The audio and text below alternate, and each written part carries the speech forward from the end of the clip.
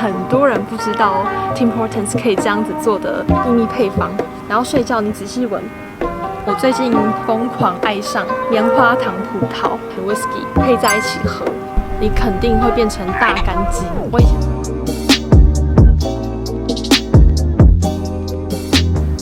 Hello， 大家好，我是 Venus， 欢迎来到我的频道。这几天天气越来越热，我看今天的气温竟然有到27度，完全没有办法想象上个月才刚下最后一场雪，过了1个月之后呢，马上转变为夏天。然后我前几天就去剪了头发，这是我这几年剪过最短的头发，趁着这几天天气好，剪了头发。然后昨天和朋友一起去郁金香花园，然后采了大概10株左右的郁金香。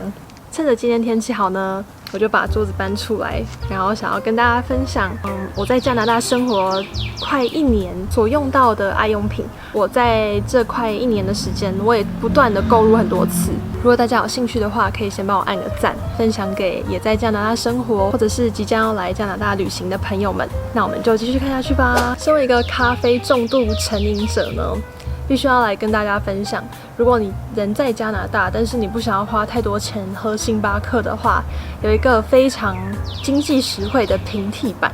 噔噔噔噔，加拿大星巴克平替版 Tim Hortons。大概是我来加拿大第1天，我就发现，为什么路上那么多这个红色的招牌？它是面包店吗？还是甜点店、蛋糕店之类的？然后后来发现它就是加拿大平民版的星巴克。它的 logo 呢，就是一个简约的白色、红色，就是加拿大国旗的颜色。那我跟大家分享我在 Tim Hortons 最常点的饮料，然后也是可能很多人不知道 Tim Hortons 可以这样子做的秘密配方。大家可以把这个品项记起来 ：Steep Tea Double Double， 再加1份 Espresso 浓缩。我通常就会跟他说 Can I have a steep tea double double with 1 extra shot of espresso？ 那这个喝起来呢，就很像是港式的鸳鸯奶茶，它有浓浓的茶香，然后又有浓浓的咖啡香，把它混合在一起。它的 double double 的意思呢，就是 double cream double sugar。那个 cream 呢，喝起来就不会像是喝起来很健康，然后没有什么奶香味的鲜奶茶。分享给大家这个配方，所以大家如果来加拿大旅游，或者是你现在正在加拿大留学、打工度假、工作的人，大家一定要尝试 Steep Tea Double Double， 然后加1份浓缩。第一个品项就讲那么久，再来下一个品项，噔噔噔噔，水果们。我目前观察下来呢，加拿大的水果品项其实和台湾相比多非常多。台湾的水果其实已经便宜又好吃了。那我要跟大家分享的是，我通常会在加拿大吃的比较多的、买的比较多的就是莓果类，蓝莓、红莓、黑莓，然后还有葡萄，还有草莓。我最近疯狂爱上棉花糖葡萄。我记得我第一次吃的时候是在台湾，但是因为是进口的，所以其实那个价格还蛮贵的。那我来到这里呢，我就发现这边的葡萄还有莓果类非常的便宜耶，大概是台湾价格的2/3左右。基本上我冰箱里面一定要有这些水果们，半夜肚子饿的时候就可以洗水果来吃。这个棉花糖葡萄呢，和一般的绿色葡萄的口感差别是，一般的绿色葡萄吃起来会比较脆一点，然后这个会稍微再软一点。但我喜欢它的点是，它多了一个很浓的棉花糖的香气。我觉得你可以说它是多了棉花糖的香气，但我觉得它也有点像是小学的时候会买的那种很大颗的棒棒糖，我觉得它有点像是那个棒棒糖的味道。下一个要分享的就是 Häagen-Dazs， 我这次买的口味是 Mango Raspberry。Häagen-Dazs 在台湾我根本超级舍不得买，加拿大的 Häagen-Dazs 超级便宜。在加拿大呢，像这样子一个 pint 打完折含税大概台币100出头左右，所以如果你喜欢吃 Häagen-Dazs， 在加拿大你也可以当 Häagen-Dazs 富翁。接下来想要分享的是乳制品。在加拿大的超市呢，不管是买 yogurt、希腊 yogurt、鲜奶啊，跟台湾相比都非常非常的便宜。我在逛超市的时候，看到很多那种有小孩子的家庭，家长在买鲜奶的时候，他不是买1罐的，他是买1大袋，然后他1大袋里面大概会分成3、4小袋，他们买回去之后呢，就会剪开一个小口。喝了一点之后呢，把它夹起来，再放进一个塑胶容器里面。袋装的鲜奶呢，就会比纸盒的鲜奶再便宜很多。希腊优格还有优格的种类呢，都非常的多。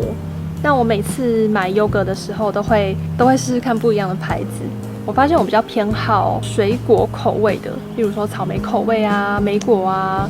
然后我这次买的是柠檬口味的。我本身是乳糖不耐症，那我喝鲜奶啊，或者是喝乳制品，喝太多很容易腹泻，然后或者是隔天就会发现我长了很多痘痘。所以如果大家跟我一样也有乳糖不耐症的话，大家可以选择植物奶。这个牌子呢，就是加拿大的品牌，一盒大概70块台币左右。那如果大家不是很喜欢喝植物奶的话，加拿大的超市也有非常多无乳糖鲜奶。有些品牌的无乳糖制品呢，它的边边会有一个橘边。大家如果看到鲜奶上面有橘边，它可能就是专门设计给乳糖不耐症的人喝的。下一个 Canada Dry， 它的中文叫做姜汁汽水。因为这个名字呢，导致我对它非常的好奇。每次打开来喝，我都会很仔细的喝喝看它到底有没有姜味。我真的喝不出任何的姜味，但如果你要把它跟雪碧比较的话，我觉得它的味道又比雪碧再更辣一点。我前阵子在跟我的室友喝 whisky， 他就教我一个喝 whisky 的方法，就是呢拿 Canada Dry 和 whisky 配在一起喝。我大概是1:10啦，就是 whisky 1，然后 Canada Dry 10。这个喝法呢，比常见的可乐套 whisky 还要再好喝诶。大家如果有喝 whisky， 你也可以买姜汁汽水搭配看看，然后再告诉我你的想法。我自己超级喜欢这个搭配。接下来想分享的也是食品，保健食品。我直接把我现在吃的保健食品拿出来。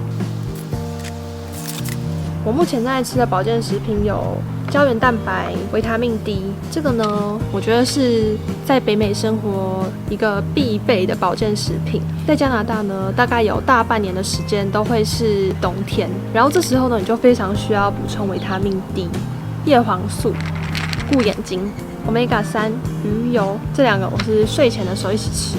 前阵子刚购入的镁，这也是睡前的时候吃的。综合维他命它里面有非常多东西，维他命 A、B、C、D、E， 钙啊、铁啊、锌啊之类的。这些呢，就是我目前正在吃的保健品。我之前在台湾就有每天吃保健品的习惯。但是呢，每次买保健品的时候都觉得荷包有点失血。在加拿大买保健品真的便宜非常多，所以我去年回台湾的时候，我也是买了鱼油啊、叶黄素啊、维他命 D 回去给家人。这次回台湾之前呢，我一定会再去补货。我的23公斤托运行李呢，大部分的重量都是贡献给这些保健品，但我觉得还蛮值得的。来吃点水果，我觉得我快中暑。如果大家的肤质跟我一样，在台湾算是混合偏干肌，那你来加拿大之后呢，你肯定会变成大干肌。我以前在台湾呢，洗完澡大概会上化妆水、轻薄的乳液，然后就去睡觉了。但在加拿大呢，我如果只有擦这些东西的话，大概过1个小时吧，法令纹这边会有紧绷感，过一阵子呢就开始脱皮。在加拿大呢，非常要注重保湿。平常在室内需要开加湿器之外呢，我现在在保养的最后一道呢，会加上保养油。然后这个是加拿大的牌子，叫做 The Ordinary 冷压玫瑰果油，我就会滴2-3滴在手上，然后搓热。搓热之后用按压的方式按在脸上，你笑起来你就不会觉得法令纹非常的紧绷。这样子一小罐大概也才10块出头加币左右。再来是 CeraVe 的洗面乳 ，Aveeno 的沐浴乳。这个牌子呢，其实我在台湾有看过，但是在台湾我好像还没有用过这个牌子。如果大家在台湾买得到，可以截图起来。我跟大家说，它的香气不是那种非常刺鼻的香气，它的味道比较温和，然后是那种淡淡的薰衣草香。然后睡觉你仔细闻，你还是闻得到薰衣草的香味，然后就觉得非常的疗愈，也很助眠。你出门如果没有喷香水的话，仔细闻，它还是会有淡淡的宝宝香，我蛮喜欢的。